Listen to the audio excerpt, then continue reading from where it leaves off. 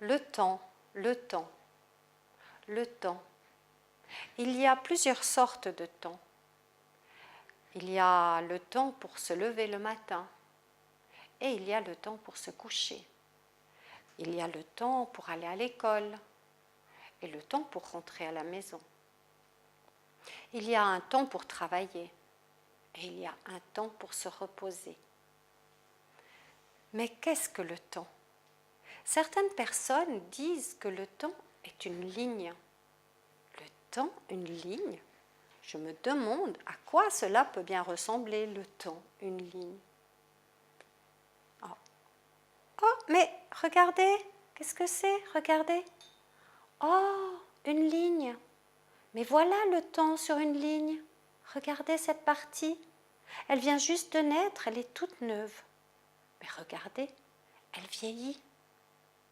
La partie qui était toute neuve est maintenant vieille. Je me demande jusqu'à quand le temps continue. Est-ce qu'il finit ou est-ce qu'il continue toujours? Oh, regardez, voici la fin. La partie qui était un début est maintenant la partie la plus vieille. Et voici le début. Oh, nous avons un début qui est comme une fin et une fin qui est comme un début. Et savez-vous ce que l'Église a fait? Elle a mis ensemble le début qui est comme une fin et la fin qui est comme un début. Pour que nous nous souvenions toujours que pour chaque fin, il y a un début et que pour chaque début, il y a une fin.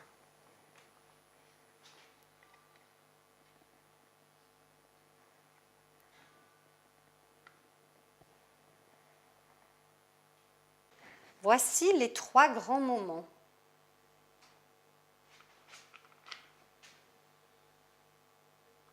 Ouh, c'est chaud. Ouf. Voici Noël, voici Pâques, voici Pentecôte. Chacun de ces moments est un grand mystère. Parfois, les gens traversent les mystères sans même savoir qu'ils sont là. Il faut se préparer à s'approcher de ces mystères chaque année. Voici le temps pour se préparer à s'approcher du mystère de Noël. Il s'appelle l'Avent. Le temps pour se préparer à s'approcher du mystère de Pâques s'appelle le Carême.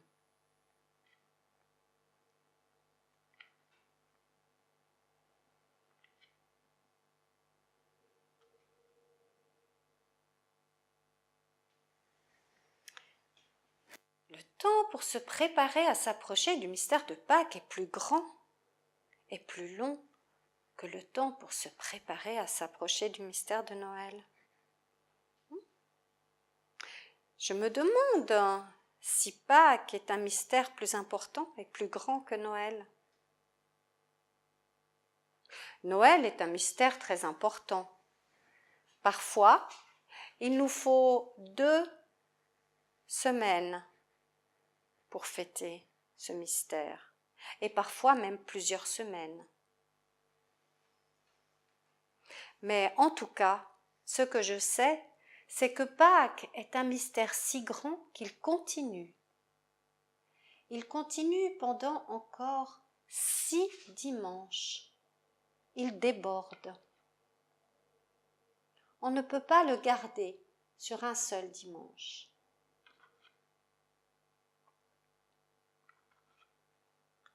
Il forme un temps entier, le temps pascal.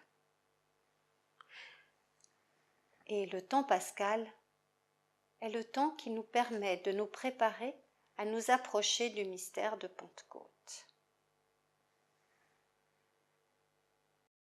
Et voici maintenant les grands et verts dimanches où l'on grandit.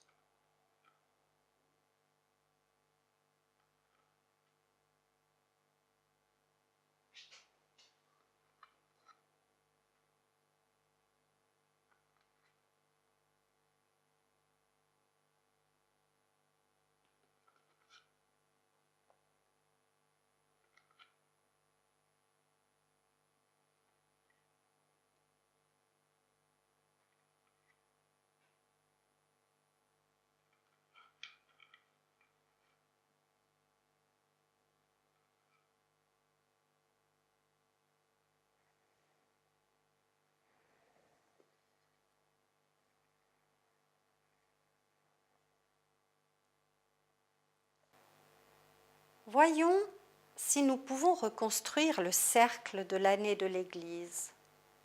Regardez attentivement, parce que l'Église compte le temps, pas seulement avec des horloges, mais aussi avec des couleurs.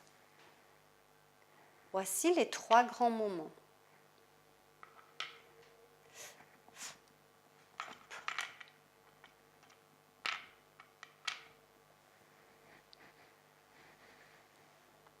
Noël, c'est le moment où nous nous souvenons que Jésus est né pour nous. Le temps pour se préparer à Noël dure 1, 2, 3, 4 semaines. C'est le temps de l'Avent. La couleur de l'Avent est parfois le violet. C'est une couleur sérieuse. C'est la couleur des rois. Mais parfois, la couleur est le bleu. Et savez-vous pourquoi ? Parce que le bleu est la couleur de Marie, la maman.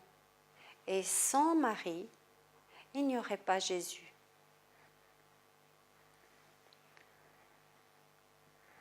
La couleur du temps pour se préparer à Pâques est le violet également. Le violet, c'est la couleur des rois. Jésus était un roi, mais pas la sorte de roi que les gens attendaient. Pâques est un mystère tellement important qu'il continue pendant encore 6 semaines.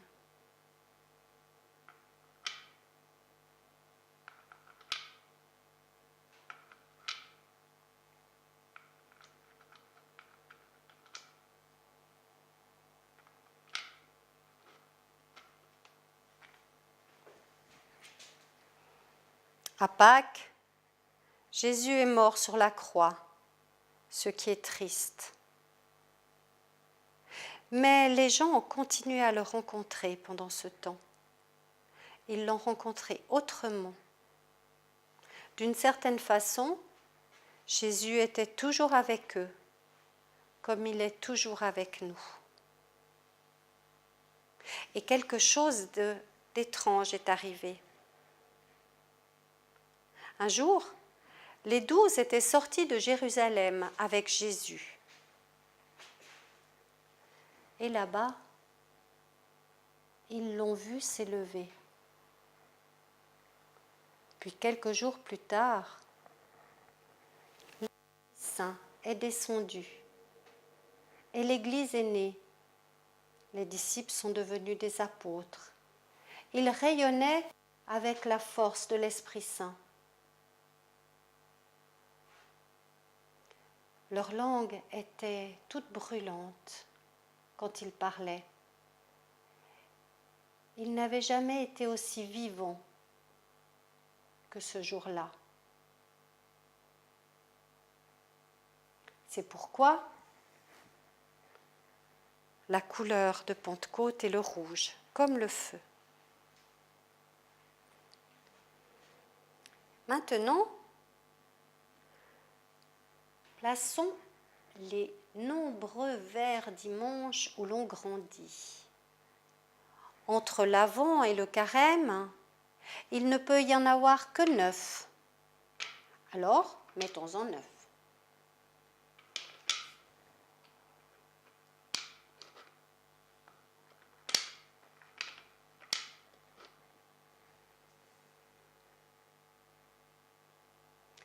Et voici les dimanches verts, les grands dimanches verts d'après Pentecôte. Les dimanches où on grandit. Savez-vous comment s'appelle le temps après Pentecôte ? Il s'appelle le temps après Pentecôte. Et voilà que l'école est terminée. L'été est bien là. Il fait très chaud. Vous pouvez rester plus longtemps le soir à jouer dehors. Parfois, des enfants partent dans d'autres pays pour trouver leurs grands-parents. Vous aimez vous baigner. Et puis, l'été arrive à sa fin. Il est temps de se préparer pour l'école. Vous avez besoin de nouveaux vêtements, de nouveaux livres, de nouveaux cahiers. Parfois, vous avez même un nouvel enseignant ou une nouvelle enseignante. Et puis, vous vous habituez à toutes ces choses. Et les jours raccourcissent. La nuit devient de plus en plus longue. Et vous vous demandez même si le jour va disparaître. Et juste à ce moment, quand il semble que la lumière ne reviendra pas, l'année recommence et il est temps de se préparer au mystère de Noël. Voici les 3 grands moments. Noël, Pâques, Pentecôte.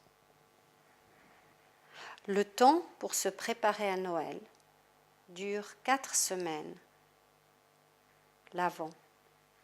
Le carême, le temps pour se préparer à Pâques, dure 6 semaines.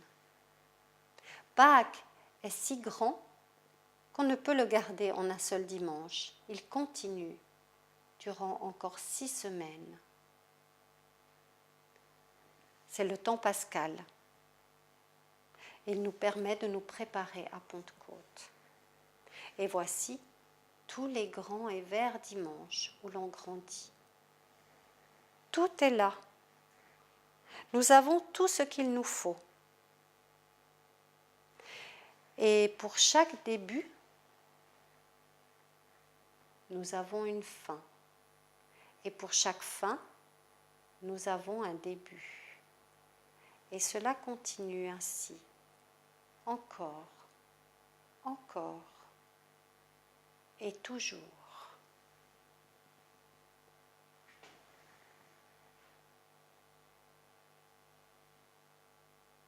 Je me demande, quelle est la couleur que vous préférez ?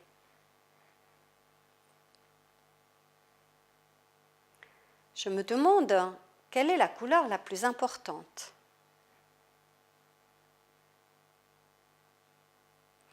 Je me demande si vous avez déjà vu ces couleurs dans votre église.